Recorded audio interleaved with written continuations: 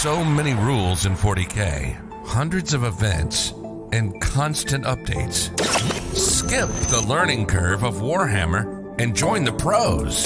Art of War is led by multiple world champions with decades of success. We teach clinics, stream games, and inspire you to succeed at your favorite hobby. Join our global community of gamers just like you.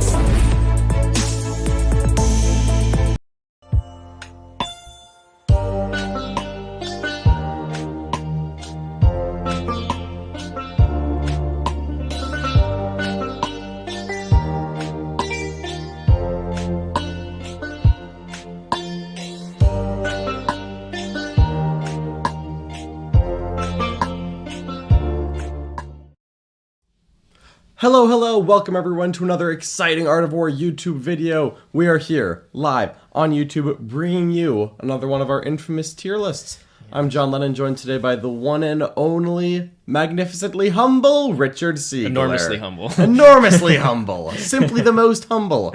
As humble as the Silent King is. As humble as the Silent King is loud.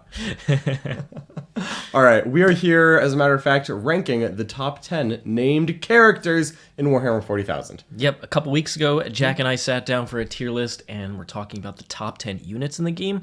And now we're going to be working on named characters. We will do the unnamed ones. We just started adding characters to a list, and we're like, oh god, there's so many characters in the game, and we felt it was better just to split them up. So today we're going to do named characters, and in a future week we will do the generic characters. Yes, absolutely. We're really excited about this one. There's so many named characters in 40K. And you know what? John Chaves apparently doesn't even like named characters, which is shocking because several of these are carrying pistols. And you know, surely that would be a relic pistol at that point, right? And the other thing to note about the named characters is this is a tier list for the Nephilim meta, and in Nephilim, named characters got significantly better because they often aren't taking extra CP for relics and warlord traits, and some of these even give you CP. Oh, be still my beating heart. There's nothing I want more than extra CP right now. Nephilim forcing you to buy that no more free warlord trait and relic meant that you just don't have as many CP pregame, especially if you're buying multiple detachments, and so named characters went up in value. A lot of them also went down in chapter approved. Yeah, absolutely. Yeah, there's quite a few right now that are very popular. A lot of the latest armies have their own very powerful named characters. There's some old staples that have been out for a while as well. Yeah, I'm really excited for this. One of the characters to make this list was basically the most seen named character in 8th edition, although not quite as seen anymore. Not quite as seen. I remember there was a statistic where like this named character was in almost like 12% of all LVO lists of like 2019 or something. Yep. Like it was like that honestly seems like a little low. Yeah, it may have been more. Like genuinely, just like every single list, you know, they were there. But don't you worry, there is a new character who's in almost every single list that he can go in. Worry not. So we will get there. But in the meanwhile, we're going to jump into the honorable mentions. Yep. There is 2 of them, and we're going to start over here with, you know him. You probably don't love him. He is Eldrad. Eldrad, real good. He is really, really darn good. Farseers in general are awesome. They've got great psychic powers.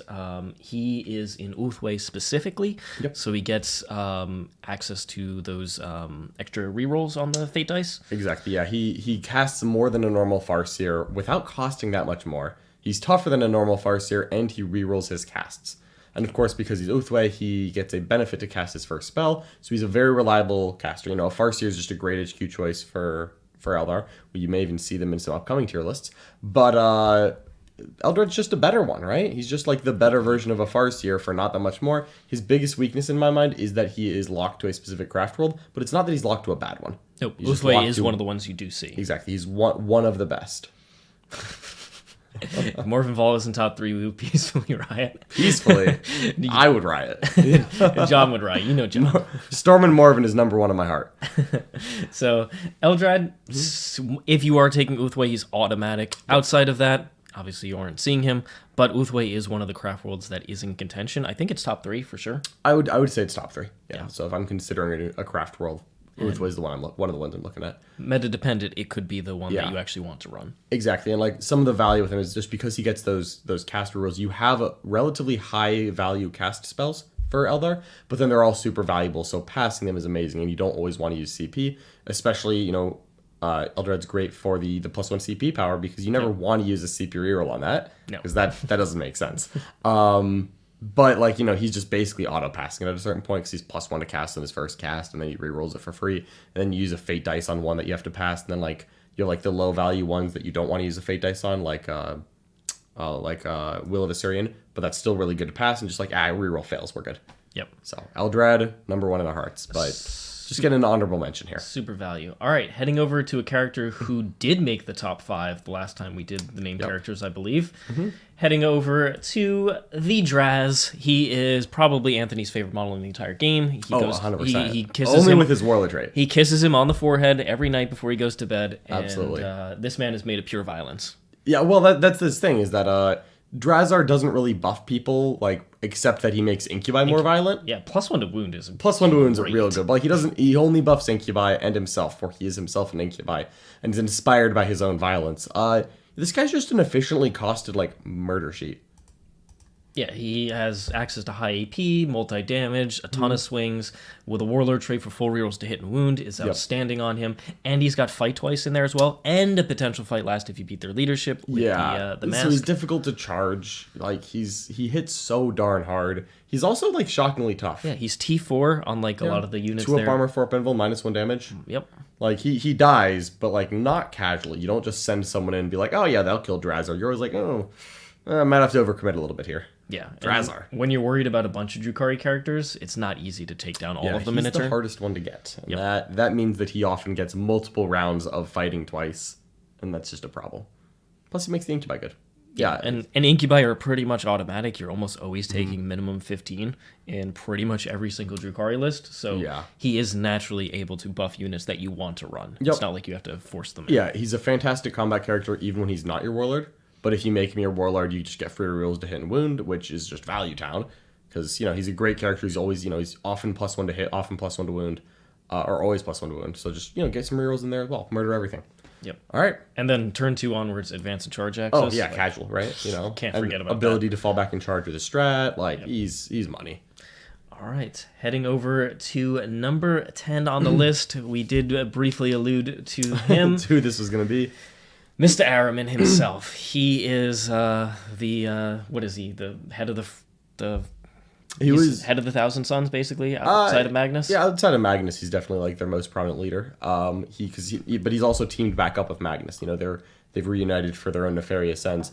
But Araman's the Sorcerer Supreme. He's just running around casting spells, and he does it better than any other casters. Again, he's in an army full of excellent casters, like an Exalted Sorcerer and Thousand Sons is very good value, but Araman rerolls his casts. And then the Thousand Sons buff gives the entire army +1 to cast, so it's not unique, but Araman does benefit from it. But again, you've got a lot of really good spells. Some of them are kind of high warp charge. You have all your Kabbalistic focus points, but Araman just rerolls innately, and that means that that's one caster that you don't have to invest resources in. He just comes with the buff, and you're like, all right, he's a good caster by himself. Now I can use my CP reroll, my Kabbalistic focus, all my other buffs on the other casters doing other things. He's just like Eldrad in that aspect. Yep. But he is real darn efficient. Yeah, and Thousand Sons overall they've been relatively popular throughout the edition since their codex, but they're becoming even more so because they can ally in a unit called Flamers that made our top 10 units data sheet. Really, yeah. You maybe even noticed that on the GW Open stream this past weekend. Exactly. So with the prominence of Flamers, Thousand Sons are even more popular, which is going to increase the popularity of Araman because he's just such a solid addition to the army. Araman's no longer in every single Chaos list, though we miss him dearly. But he's still really good value just to have as like he's pretty decent in combat too, right? Yeah, he's better in combat than a normal sorcerer. He's like flat 3 damage or something with like the black staff of Araman or something. You can he's faster, so you can put him on a disc to get that extra ability. Easy for getting sniping angles with your psychic powers. So yeah. He's just a great caster. Yeah, he's great backfield support. He's great midfield support. And even though I think he has his own cult in Thousand Sons, he has a role where he can go in any cult. And so even though I don't think he's part of Duplicity, you can take your Duplicity list, shove Araman in, and it's no problem at all. Yep. It's those type of flexibility rules that make name That's characters what pushes him ahead of Eldrad for me. Because he and Eldrad, in my mind, are very similar characters. It's just that Araman can go in the other factions, and Eldrad cannot. And that immediately is like, oh, okay, yep, Araman's better. All right. Araman, He's not the biggest and the best. He's not the best. This guy is apparently, in his own mind, the biggest and the best. He's the biggest and the best, for sure. Gazcool's a freaking tank, right? Again, we're starting to get into these big boy characters, these Supreme Commanders. Yep. So Gazcool is a Supreme Commander. He is as thick as a Snicker, really. Happy Halloween, everyone. He's the first phase cap that we got in the game. Because he's a 12... Right? Necrons? No, because Gazcool came out at the end of 8th. Oh, he came out... Oh, okay. Yeah, he came out at the end of 8th. Yeah, that's fair. He was the first phase cap, because he's a 12 wound monster with just like the 4 wound phase cap. Yep.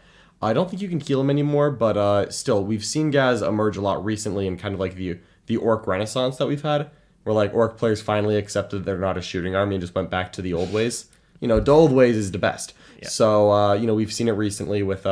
Orcs making the top 8 at Kansas City, and then they made the top 8 of SoCal, and also won SoCal. Mm-hmm. And I think Gaz was quite prominent in both of those lists.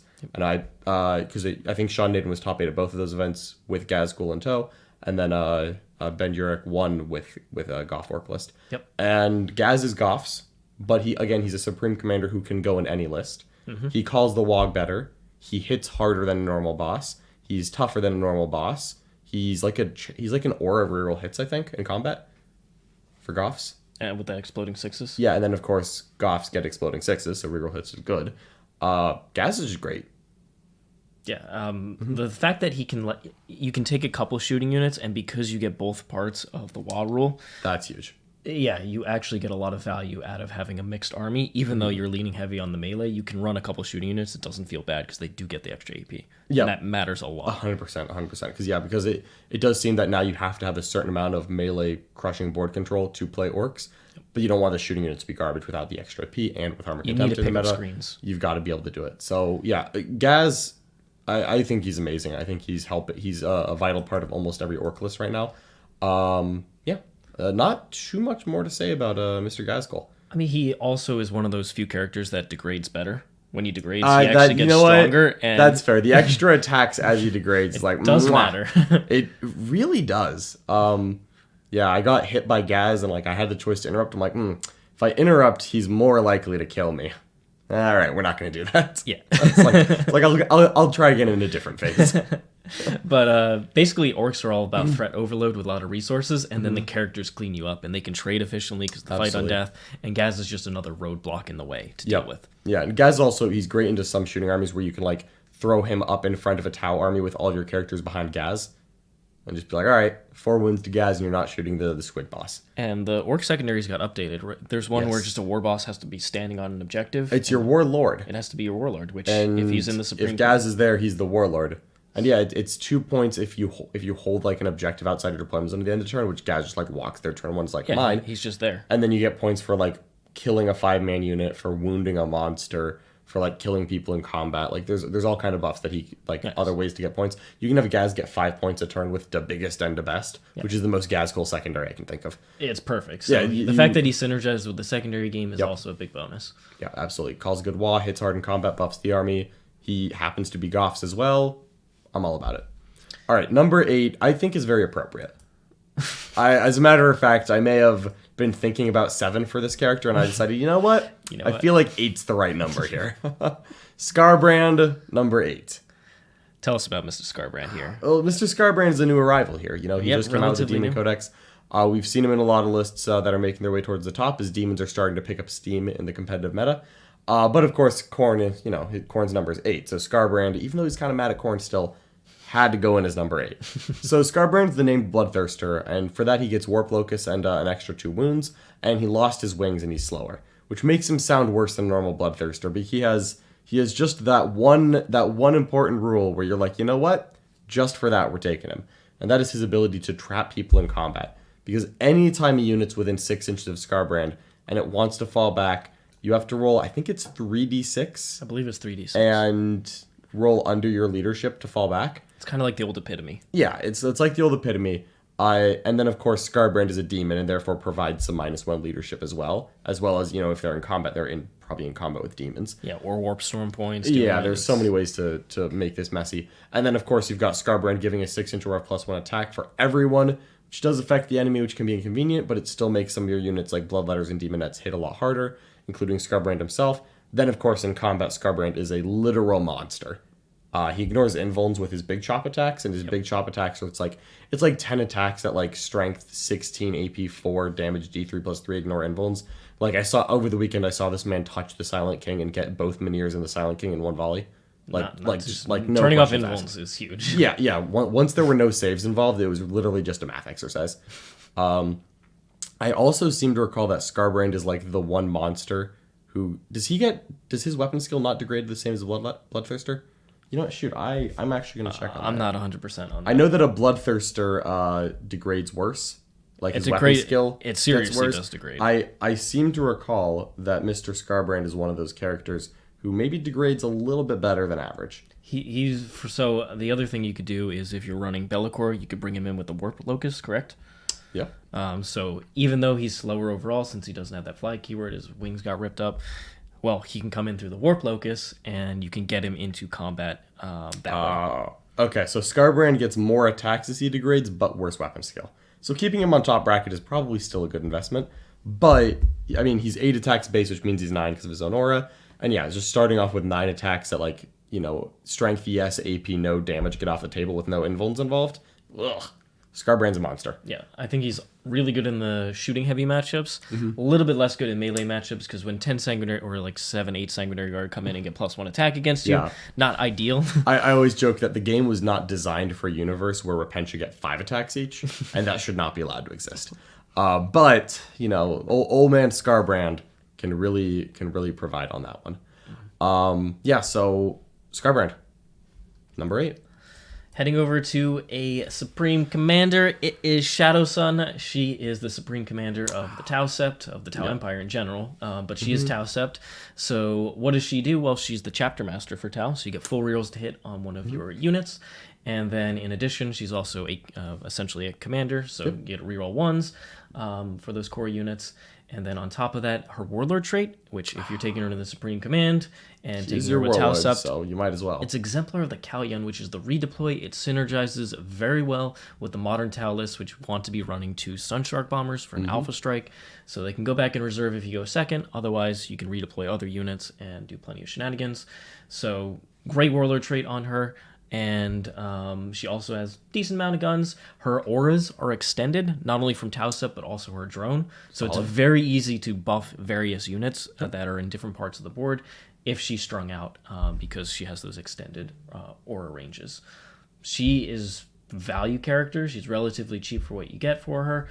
And her defense is decent with the 2 drones and the invuln, but nothing too special. She's also -1 to hit. She can forward deploy.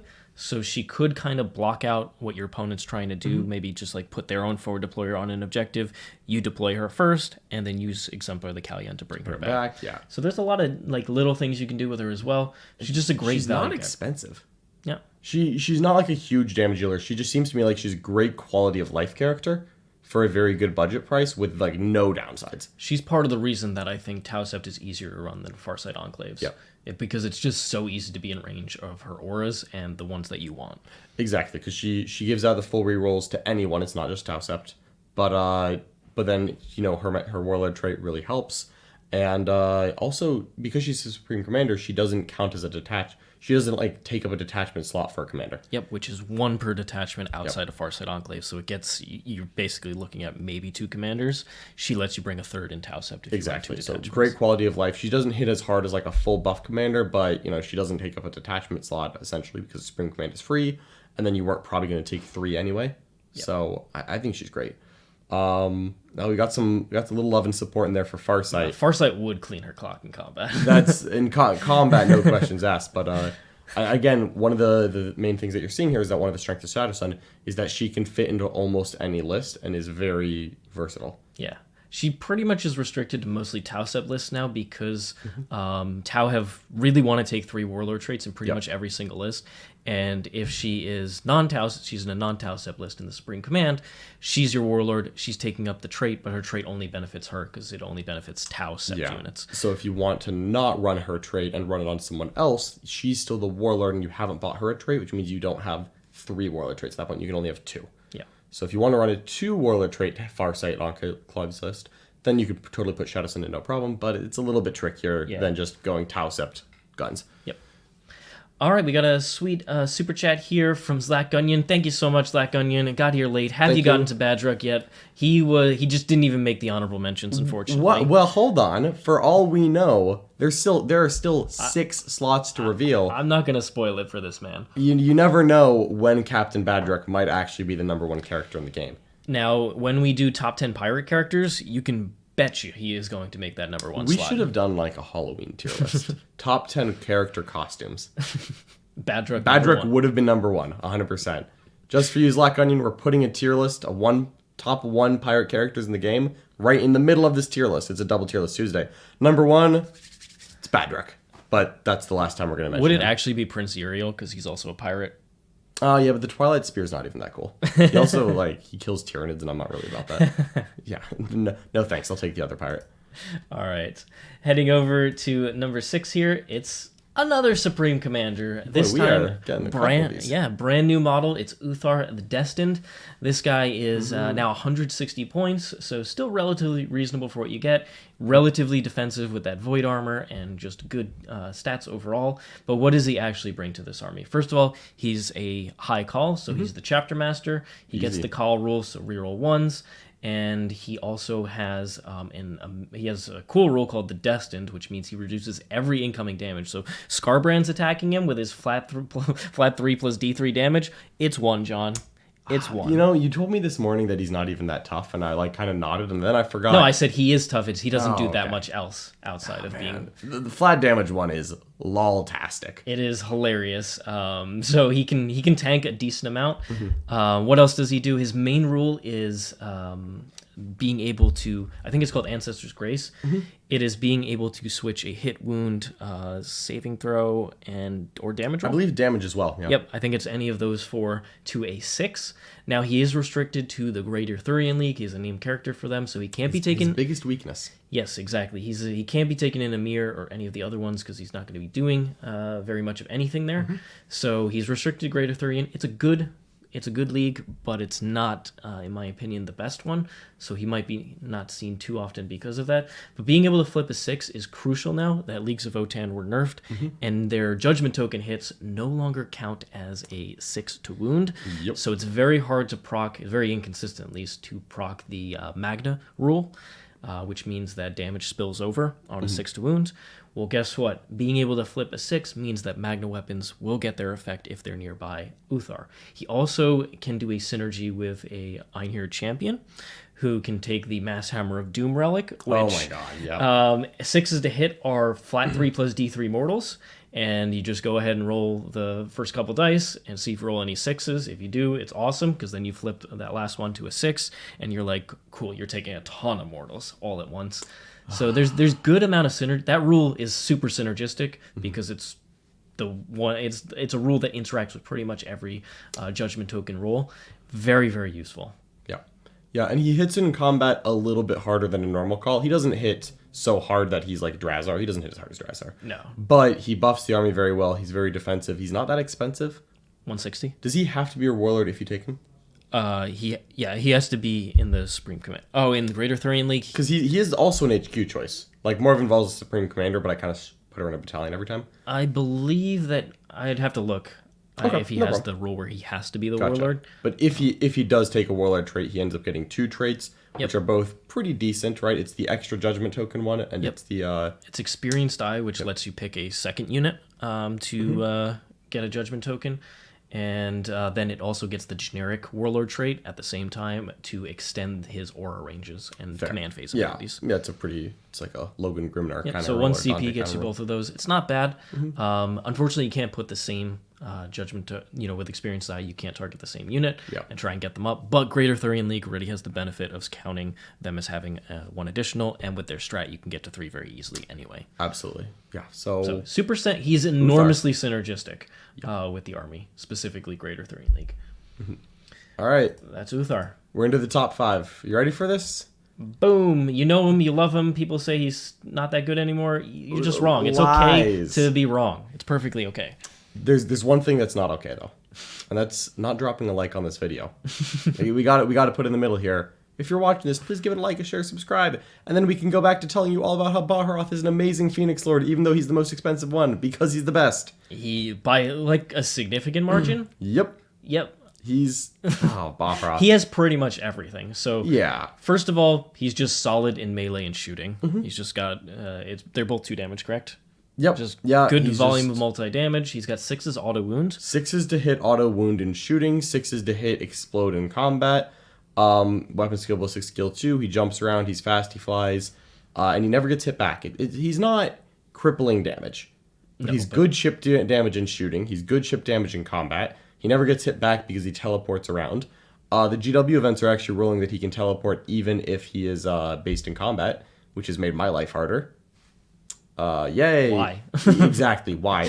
He's a leadership 11 obsec model, which means he's just annoying. And he has access to, what's the stratagem called? It's like reborn from the ashes or something. It's like a phoenix. It's for the Phoenix Lords. They go down, and you're like, cool, 1 CP. Yes, you heard that right. 1 CP on a 4-up. This character that is insane back, baby. Just stands back up. He's probably on an objective, so he's going to obsec it away. Yeah. It's a nightmare situation, and honestly, it's supreme value. Value. The obsec is what puts it over the edge for me. 100%. These Phoenix Lords being obsec and giving out obsec to their nearby friendly aspects, their respective ones, it makes them even more valuable. Baharoth's crazy. We haven't even mentioned the phase cap. Yep. Like, he's just a little bitty dude. He's just a silly little guy. But he's 6 wounds, 2 up armor save, 4 up envold, gets the benefits of fate dice to try to auto-pass his saves, and can take 3 wounds a phase. And that means that it takes 2 phases to kill him, which doesn't sound like much, but you never hit him back in combat. You never shoot him.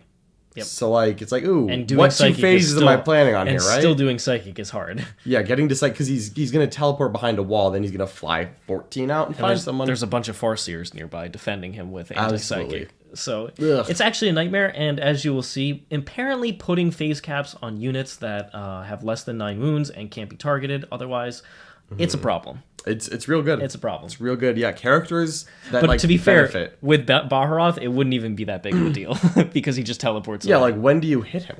You don't until people mess up. Yeah, like it's like Baharoth eventually dies on turn 5 when my opponent's like, he's my last unit left. I guess he'll just go defend this objective by himself. And 50-50, he's still there at the end. Exactly. They're like, why don't we threaten to just prevent our opponent from getting 12 bottom of the turn by putting Baharoth in this random objective? And if he stands back up, they don't. Ha ha. Ha ha. Ha ha. Eldar trickery. Ha ha ha. What if my opponent can't do anything and just cries the whole game? Baharoth. Baharoth's just the most annoying. He doesn't hit the hardest.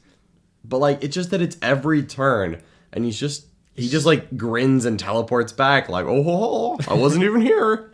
Like, Baharoth. You saw me, you don't see me anymore. Yeah, like what am I gonna do? Overwatch Baharoth? That never works. He's on a 25 mil base. He goes where he wants. Yeah, I think Karandras is probably the second best For sure. them.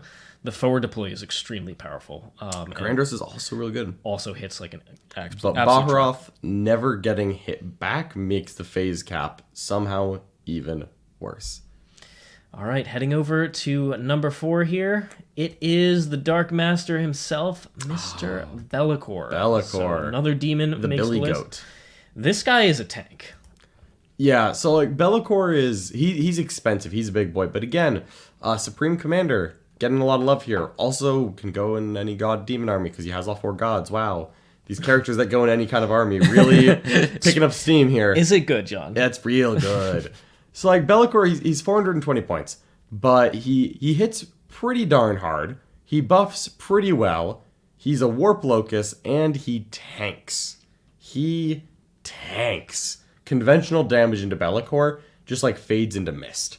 Yeah, so it's what? -1 to hit, no rerolls to hit, -1 to wound all the time. All the time. 4 up demon save in every phase. Yep. And then he gets -1 damage in shooting. And then he's 20 wounds and you can heal him. He's 20 wounds and you can heal him. So you can shoot him, but he's going to be healing. So he doesn't have a phase cap, but he has a whole extra set of layers of defensive mechanics. He's very difficult to deal with for a lot of shooting armies, even the stronger ones like Tau.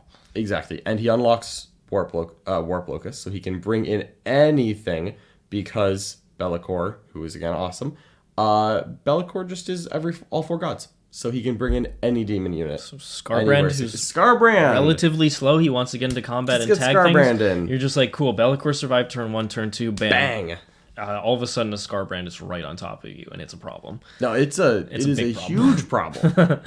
Like, Bela'four, he doesn't hit as hard as like a Bloodthirster, I think. He ignores invulns, but he's only 6 attacks. But then he can turn it into a sweep. He's an Aura of Reroll 1s, which is a lot better. And he benefits from it. Yep. And you can give him a Feel No Pain. True, yeah, I think you can give him a Feel No Pain with like Delightful Agonies if you have like a Slanesh caster. Bela'four is really good. Actually, Delightful Agonies is Chaos Space Marines. I don't think that... There might be a 6 of Feel No Pain. I think there's a 6 of Feel No Pain you can give him. But he can heal. You can give him like all the Nurgle spells. He gets access to like all the stratagems, which is another big benefit of Bela'four. I think he's great. We see him emerging in a lot of these top Chaos Demon, lists that are making it into top brackets right now. So if you're paying attention to the big majors that are happening and the Demon Resurgence, Bela'four is at the head of a lot of that. Yeah, and we didn't even mention it, but there's a what is his discipline called? The Noctith discipline. Yeah, there is a power to teleport things. So guess what could be teleported, John? It's Flamer's Age. Could it be the best unit in the game? I would teleport. Could you teleport that all day, every day? Yeah, every single turn. Let's do it. That was when I played against Bela'four. That was the hardest part to deal with because you had to screen the Flamers every single turn. Yep. That is hard to do. Let me tell you. That's inconvenient. So yeah, 2 turns of screening everyone can do, but like maybe they're coming in turn 1. It's like that doesn't feel good. Yeah, or it's turn 4 and you're like ran out of screens. You're like, oh god, this is a problem. If you run out of screens against demons and Bela'four like finds a Flamer squad to throw at you, probably the one that you try to tag in combat. Yeah. It's like no problem. Yeet. That happened in a game. I was like tying up all the Flamers like Bela'four. Yeah, Bela'four. Like no, not like this. Before we click this over, I want to see if the chat has any predictions for the top 3. There's been some mentions in the chat, some whispers, some rumors. But if anyone in the chat has some predictions, throw them in. Who do we think these top 3 are? Because I mean, I think you could look at some of the common elements that we have mentioned so far, which is that the Supreme Commanders seem to get a lot of love, and the people that can go in with any sub-faction, they seem to get a lot of love. Seems to be really good. Yeah, those are the common themes here. So, all right, some of the chat are making some guesses, and they're not off. Well, okay, someone is. Born not to run, that's relatable. Not Mortarian, fair enough.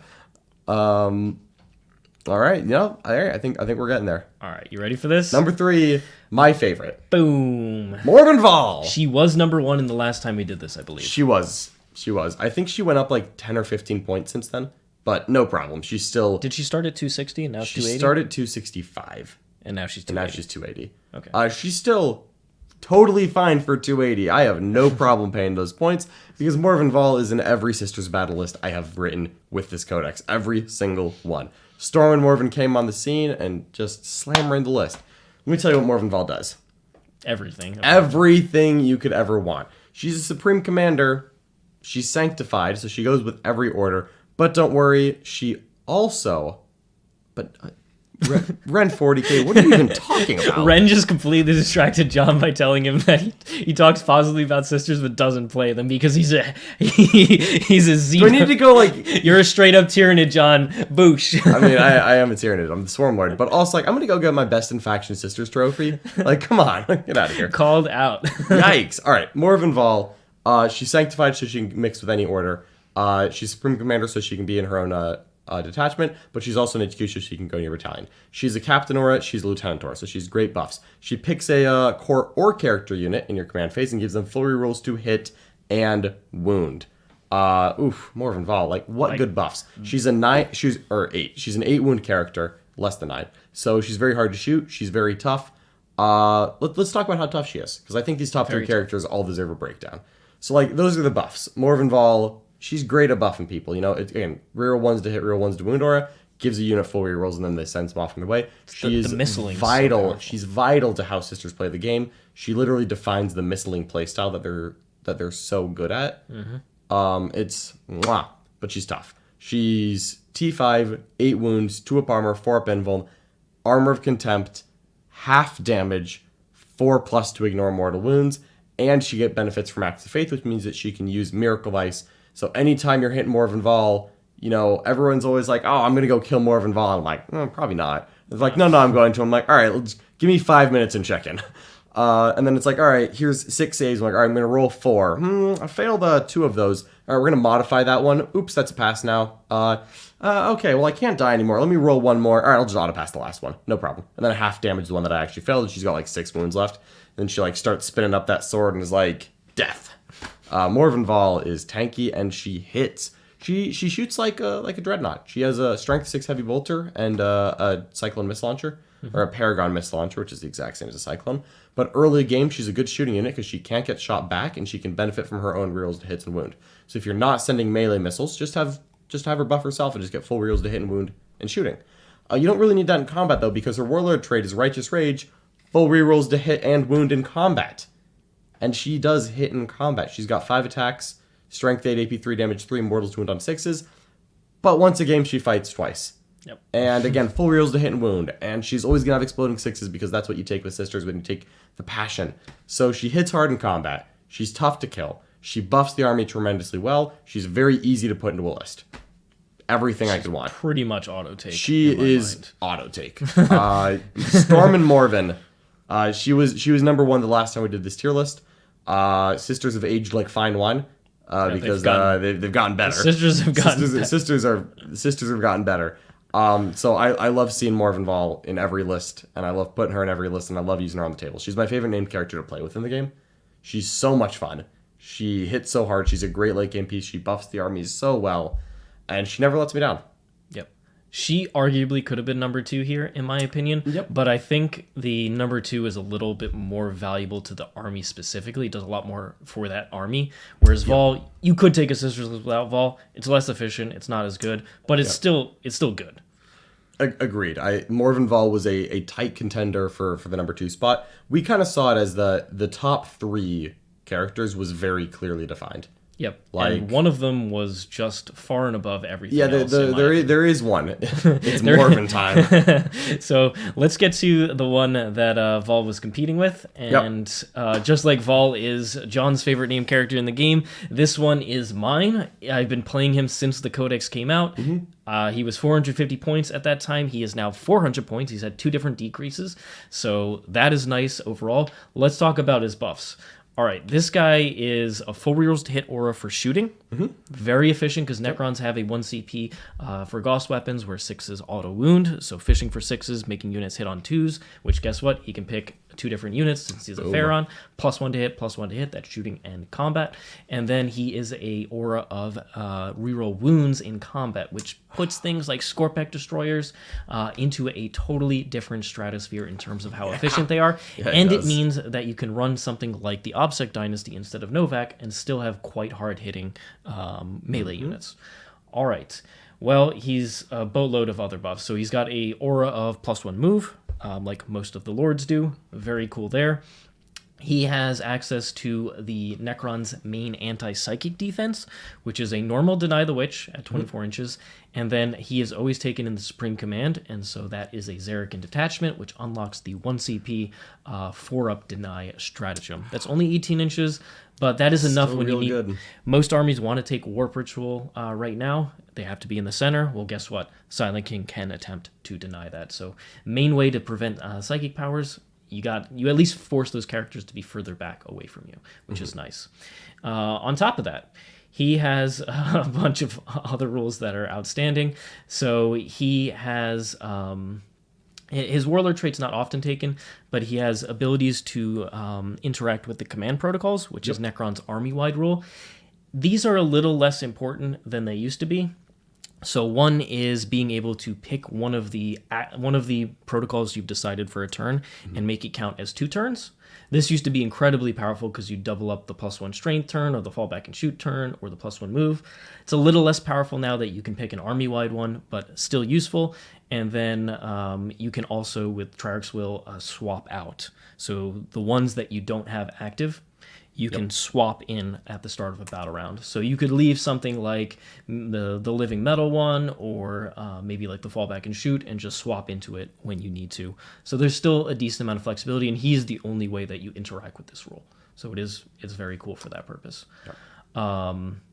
All right, good in combat. He's got a couple. Exactly. Let's talk about his stats here. So shooting wise, he's got 9 shots that are strength 6, AP 2, 1 damage. This is 24-inch range, and then another gun that's strength 8, AP 3, 2 damage, 3 shots on that, also 24-inch range. And then the 2 Miniers. This is one of the better anti-tank units that Necrons have access to, and it's that sweet flat 6 damage, which means if 2 of those bad boys go through, you are about to take a ton of damage. On top of that, he has he interacts with the stratagem to be able to auto-wound automatically. And that means you can go ahead, roll the first Minier, it wounds, and then the second one you can just make auto wound, or you could spend a reroll there if you need to. So you can very consistently get some of those Minier wounds through. Now, in terms of his combat, he has a variety of attacks. He has 6 at his normal profile that are 2 damage. He's going to have 4 swings that are 3 damage, as long as he has Farron of the Blades active.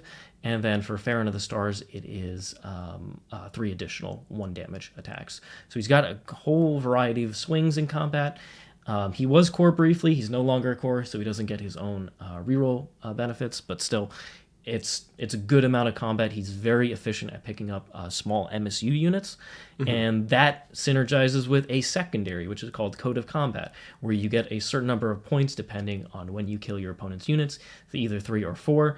And if it's character in combat, you could potentially get +1 command point as well. So he's basically the Code of Combat machine. If you decide to take this, you're taking it against a lot of cheap little units that you could easily pick up, or you're trying to very carefully whittle down units and let the Silent King pick them up to secure those points. So he's a secondary machine by himself, just being able to focus on Code of Combat if you take it. He's also very good for helping guarantee Purge the Vermin points when your opponent sends little nonsense units into a tight corner on the edge, and you just need to be able to shoot that away. Silent King can help you do that. Yeah, watching the Silent King get 8 points on Code of Combat because I had a gargoyle unit in front of him was ugh. Come on, man! He's so good. He is that guy. he is that guy. He helps the point factor. He buffs so well. There's so many more things. Hold on, John. I know there's more. So you haven't even mentioned one, but I'm letting you get to it. We've got a fight last aura here. There we go. So anything in engagement range of the Silent King fights last, which being an aura and his large base size, this is only from Zarek himself. You're able to engage multiple units, make them fight last, and just have your Necrons pile on there, getting the full rerolls to wound in combat at the same time. On top of that, now the Miniers don't count for this, so there is a trick to engage the Miniers while being outside engagement range of Zarek himself. But if you're a savvy Necron player, you can protect the Miniers so they can't be engaged, and then they have to, if they want to do damage to the Silent King, charge into him. So it kind of forces fight last on the part of your opponent to really deal with him effectively. And then he gives you command points. He gives you 3. Not 1, not 2, 3 command points, which means even taking a Vanguard or an Outrider, which is very common with Necrons because you want a lot of different data sheets in those detachments, you can basically make that free. And so you're at the end of the day, a lot of Necron lists with the Silent King are starting around 4 to 5 command points, and that is a great, great spot to be because there's a lot of 1 CP utility strats in this codex. He is the full package. He is outstanding. I've been running him, like I said, since he was 450. At 400, he's the man. He's a monster. Yeah, the fact that he's 26 wounds but still can't be shot through obscuring terrain. Oh, sorry, I didn't even say that. So 3 up armor, 4 up invuln. The 2 Miniers are 5 wounds each, so that's 10, and then he's 16 wounds. That's 26 wounds total. It means he can benefit from obscuring because the wounds are split between different models. Love that. Just outstanding. I would actually like to see this more for some of the other big guys like Magnus and Morty. Some other sort of helper units that come with them to let you split up damage. Yeah.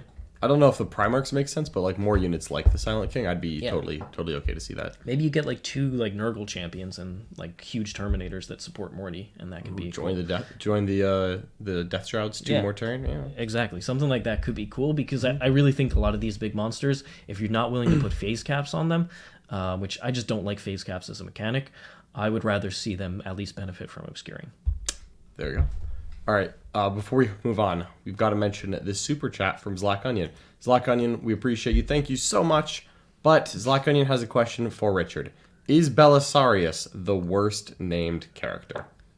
Is Belisarius called the worst named character? No. He's not the worst. He's not the worst. He's not a good named character. Yeah. There's very little reason to take him, but he has He's just overcosted. If he was about 40 points cheaper, then I think he would be totally fine. Even 30, honestly. Yep. He'd be like a decent spot at 150.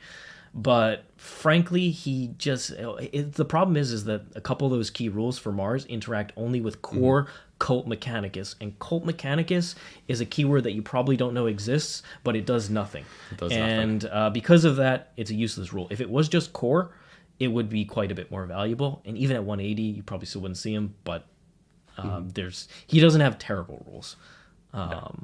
Who is the worst character in the game? Worst name character in the game? Yeah, like I'm like thinking There's through so here. many. I feel like I've got my answer, but I kind of want to hear yours before I. It's one of the Necron ones for sure. Nah, I mean there's several that are bad. No questions there. But I think I've got the winner in my mind. There's so many name characters. Who are you thinking? Tycho. Tycho is horrible. Tycho has a bolt gun and a worse power sword. He is garbage. What is it? It's like the Hand of Destiny or something. It's the Dead Man's Hand. Dead Man's Hand, which is like literally just a worse than a power sword. No, Tycho. I think Tycho might be the worst. Necrons have a ton of bad name characters. That's too. true. No argument there. Anshi is a decent name character. It's just Vigorla Sept lets him down. Wartsnag is not bad either. Wartsnag makes monsters and Mark fight actually less. ran him. Yeah, he's actually a fight less tech piece against a monster. He would be kind of good in a demon meta as well. Yeah, because he was very good in the Crusher Stampede meta. Yep. Severine Arain is pretty bad. There's a bunch of rogue trader things that I don't remember what they do. Yeah, that's true. The Black Sun Fortress named characters shouldn't count because they're obviously... The crew character is 40 points, John. No, Janus Drake is worse because at least you can go into detachment. Janus Drake has to go in an auxiliary. So like what are we talking here? Several Inquisitors are quite bad as well. Yeah, that's true. Dante was like Dante's almost good. an honorable mention. Dante's not a bad character. Dante's good. He gives you extra CP. You don't spend CP on him. Yep. He's a chapter master. He's not the best chapter master, but Blood Angels being very good helps bring him up. Blood Angels being the best chapter makes him very valuable still. Yep. Okay. Is everybody ready for number one? I bet you probably haven't even guessed who it is. No, not this a single is going to be a person in the complete chat has surprise, gotten it right. and it is Captain Badger. No, It's not. it's Abaddon. We should have gotten Badrock's image. We just like Captain Badrock. It is Abaddon. No surprise here. This was John and I were just like laughing to it, just chuckling to ourselves, chuckling, chortling as good pals often do, sharing a jolly laugh. Who could possibly be number one but the most undercosted character in the game? This guy's a madman. All right, John, why don't you walk me through Abaddon All right, here? so we're going to start with the basics here. Abaddon is a Supreme Commander, but he actually has a Legion. He's Black Legion, and he is better in Black Legion, but they just snuck that little keyword right at the bottom. Agents of Chaos. And therefore, Abaddon slots into every single list. Don't even worry about it. My favorite is like the list that I saw that was Bela'four, a Bloodthirster, 3 Soul Grinders, 18 Flamers, and Abaddon. I'm just like, what are we doing here? Conquering the galaxy together. Best friends forever. Yeah, Abaddon with all his friends. Man, like Abaddon he's got a brother and 12 brothers, and they're just all at the same tournament in the top 12. So Abaddon is great. He's a Supreme Commander, so you can slot him in very easily. He's Heretic Astartes HQ, so you could put him in detachment, but you probably are fine with the Supreme Commander because you have good HQ choices anyways. He is an Agent of Chaos, he slots into anything. And here's where we start getting to his rules. First, the buffs. Abaddon is like a normal captain, but better. Because he also tells a Heretic Astartes unit to reroll all hits. But if they happen to be a Black Legion unit, they also reroll wounds. So for Black Legion, he's great. If you're taking Black Legion, which is like a kind of like an upper mid-tier Legion, it's not the best, at least based on win percents, but that's not everything. But it's good, and Abaddon benefits them a lot, so you would take Abaddon on any Black Legion list. If you put him in a soup list with your Chaos Knights or Demons, Abaddon will just pick himself. Like, hey, there's no Heretic Astartes in this army, so I'm just going to pick myself every turn and not declare it. Don't worry, Abaddon now has full rerolls to hit and wound, and no questions asked. Great, good. But, just giving full rerolls to hit to any unit in a Chaos Space Marine army, which has a lot of good core units, like Terminators, it's pretty powerful. So he's good buffs. He's just like good buffs. He's like a more of an Vol level buff. Nothing too crazy there. Mm-hmm. Not even a lieutenant. But he is tough. Abaddon is T6, 2-up armor, 4-up invuln, armor contempt, 9 wound. Perfect number for a character, really. And naturally, you can't do more than 3 wounds a phase to him. But we haven't talked about his marks yet, because he is tougher than that. He's way I know you tougher. think that this 2-up armor, 4-up invul, and phase cap and, bad man, he's tougher than that. So he ignores the first failed save every player turn. Not even battle round, it's player turn. Oh my god. Yeah, I know, I've tried to get around that before. Like, get some wounds in their turn and then, like, go hit him in mine. It's like, sorry, it's a new turn. It's like, dang it. You're -1 to wound him if you're either equal to or double his toughness with your strength. It's the weirdest thing. GW made Nurgle weird.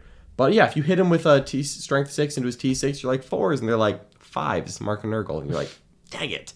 So yeah, just casually sometimes -1 to wound, then he ignores the save, then he gets a phase cap. It's like, why? That's not He all. always fights first, he's +1 strength on the charge, and he hits like a monster truck. Like, I've never actually been hit by a monster truck, but I've seen my units be like red paste on the ground, and I imagine that's what happens if you get run over by Abaddon. It's terrible. So he's 8 attacks base, and he can make it a good old 16 with a sweep attack, or he can just wail on you with his giant sword. That's like, it's like strength 12, AP 4, damage 3, 6s do mortals, full rerolls to hit and wound if he wants it. He's with his warlord trait, he's +1 attack, unless you're Imperium, then he's plus D3 attacks. He picks a target, the all Black Legion gets reroll wounds against it. He gives an aura of +1 charge to all Chaos Core. That reroll 1's captain I mentioned is all Chaos Core. So yes, he gives +1 to charge and reroll 1s to War Dogs and Bloodletters, and also like other Chaos Space Marines, not just not just like Black Legion. Abaddon hits, he buffs, he's tough, and you can put him in any list. No questions asked. Oh, don't you worry. There's stratagem and psychic support here. Oh, well, wow, we're not even done? All We're not even fair close enough. to Let's done. talk about how you buff him. Yeah, he's got all the god like keywords, so you can start casting spells on him. So, for example, you could have a Slanesh caster give him a 5 of Feel and Pain, make him tougher. You could have a Black Legion Master Possession. This one's Legion locked. You could just have him be like, hey, D3 wounds back. And like, wow, a whole extra phase just for me? Just for you, Abaddon. Don't even worry about it. If your opponent even dares to try and damage. Yeah, like I haven't gotten to that point yet. I have had games where I had 3 phases lined up in Abaddon, and I have games where I don't. I've never wounded Abaddon. Yeah, wow, what a guy. That's the psychic sport. God, what else? Stratagems. Yep. Stratagems. He's Black Legion, But- and this means that he's often in Supreme Command. And then it's like you have a whole detachment where everyone's Black Legion. You just get a full extra page of strats just for Abaddon. I think there's one that's like really notably like, this is just crazy good. Yes. And it's 1 CP. You give Abaddon or any Black Legion unit a new trait off the chart. So like, you just be like, hey, Abaddon, you remember those good old days back in college when you were a Red Corsair? And Abaddon's like, I sure do, buddy. For this turn, I'm a Red Corsair in addition to Black Legion. So, he still gets his +1 to hit on the charge. And he actually has a decent gun as well. And he just slams in there with advance in charge, counts as 2 models, because he remembers being a part of the Red Corsairs Legion. Maybe like Abaddon's on his last legs, and by golly, your opponent might just have 4 phases of damage for him. And you're like, Abaddon, you remember that time where, you went on a bender and old Fabius Bile put some implants in? Abaddon's like, I do remember that. Thank you. I fight on death now. No problem, Abaddon. Just remember the good old days in your other legions. Yeah. This is, of course, Or he gets a feel no pain from having the word bearers. Yeah, feeling pain against mortals if you're going up against that kind of thing and you don't want to have a Slanesh caster put a 5 on you. No reroll wounds from Iron Warriors. Yeah, you just go pick a Legion It's trait like once every again. single one is good. They are. The traits in Chaos Space Marines are great, and Abaddon loves getting them. Fortunately, it's once a game. So Usually enough, though. Usually enough. Yeah, Abaddon, he goes fast, he hits hard. He's not actually that fast, he moves 6, but the once a game advance in charge is really good. He buffs the army insanely well. He buffs all Chaos insanely well. He slots into any Chaos list insanely well. And he's an Agent Chaos, so he doesn't mess up anyone else's pure rules, so you can take him. Abaddon is, he's been a bad boy, and he's been assigned some community service. And that's why he's often walking around the neighborhood, helping elderly neighbors walk their dogs.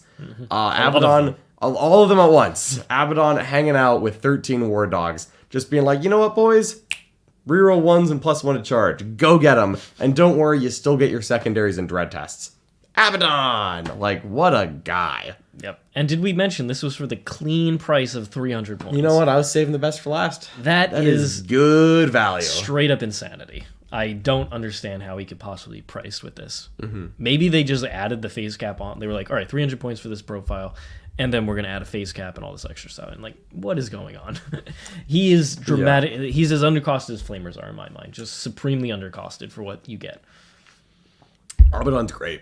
So, there's a reason he's in pretty much every. He just hits. He's just so hard to deal with. It's very few lists can even deal with him whatsoever. Yeah, you have to be one of those armies that interacts in a lot of phases. Mortal Wounds help a ton, so there are some armies that are capable of it. Tyranids are the most notable one, because they have a lot of phase access and also a phase ignoring with the Reaper of Obliterax. But in general, Abaddon can win matchups by himself. For example, Tau. Because Tau, you struggle to get all those phases on Abaddon, and if he starts healing, you're in danger.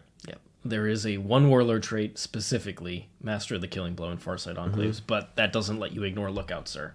So, good luck. Yeah. I think you could put Abaddon at like 360, close to 375. You could go 400. I wouldn't even be that mad about it.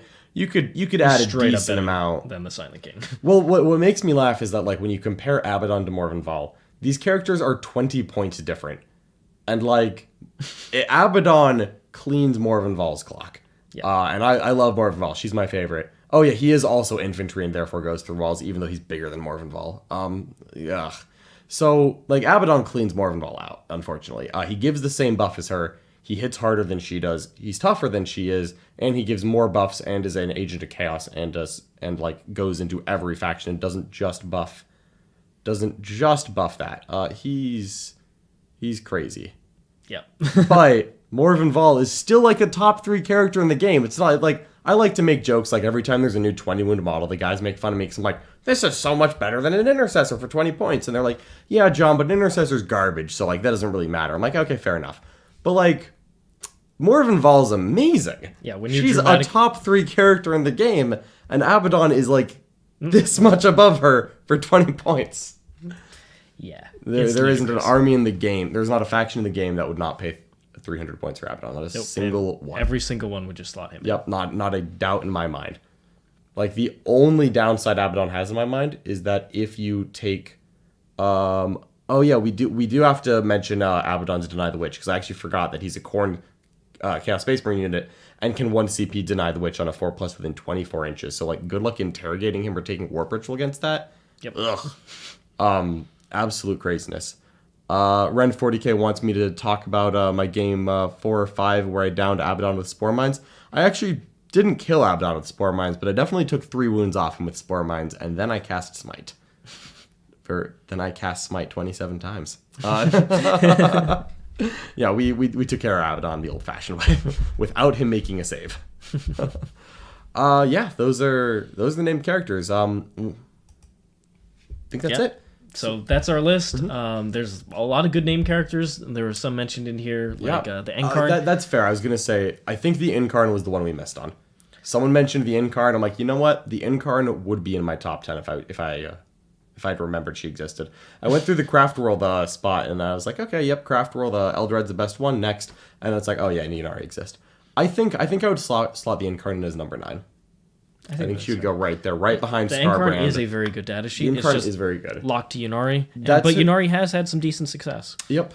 Yeah. The Incarn is very powerful. As a matter of fact, we saw her in some stream games a couple weeks ago. Which, if you want to go watch those stream games, perhaps we could tell them about the Worm? Yeah, you could check out, if you want to see some of their games we're putting on. Like today, I'm playing Grey Knights into Black Legion. Ooh. Abaddon is going to be on the table. Oh, yeah. So if you want to see some games with Abaddon being Abaddon, that would be one to watch.